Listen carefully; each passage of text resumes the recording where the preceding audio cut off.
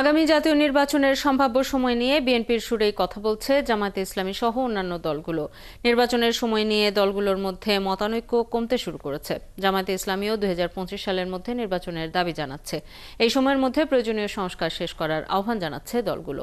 প্রয়োজনে উপদেষ্টা পরিষদের আকার বাড়ানোর পরামর্শও দিচ্ছেন কেউ কেউ। শাহিদুজ্জামান সাকিবের প্রতিবেদনে বিস্তারিত।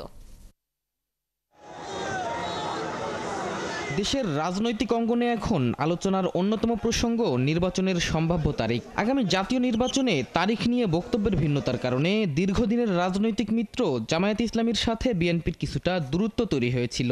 তবে এবার নির্বাচনের সম্ভাব্য সময় নিয়ে বিএনপির সুরেই কথা বলছে জামায়াত। তারাও বলছে ২০২৫ সালের মধ্যেই নির্বাচন আয়োজন করা সম্ভব।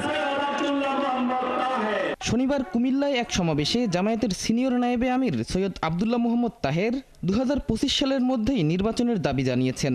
বলেছেন, এই সময়ের মধ্যেই প্রয়োজনীয় সংস্কার সম্ভব। শিয়া বাটার ও ভিটামিন ই সমৃদ্ধ lily glam beauty soap. Lily, always beautiful.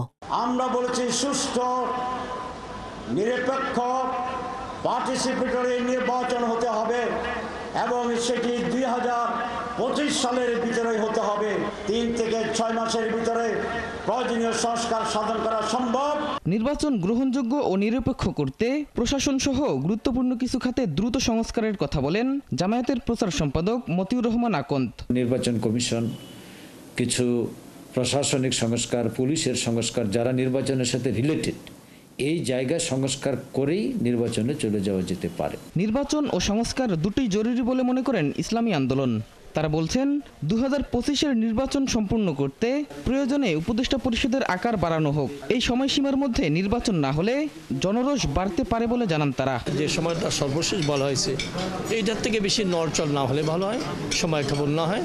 এই সময়ের মধ্যেই নির্বাচন হলে আশা করি দেশের রাজনৈতিক মহল হোক, সর্বস্তরের মানুষ তারা স্বস্তি এবং শান্তিতে থাকবে। যেহেতু তারা প্রায় ১.৫-২ বছরের একটা প্রোগ্রাম হাতে নিয়েছে, এই জন্য প্রয়োজনে উপদেষ্টা পরিষদের কলেবর বৃদ্ধি পেতে পারে। সময় মতো নির্বাচন আয়োজনে অন্তর্বর্তী সরকারকে সব ধরনের সহযোগিতা করতে প্রস্তুত বলেও জানান এসব রাজনৈতিক দলের নেতারা। শাহিদুজ্জামান সাকিব, ৭১, ঢাকা।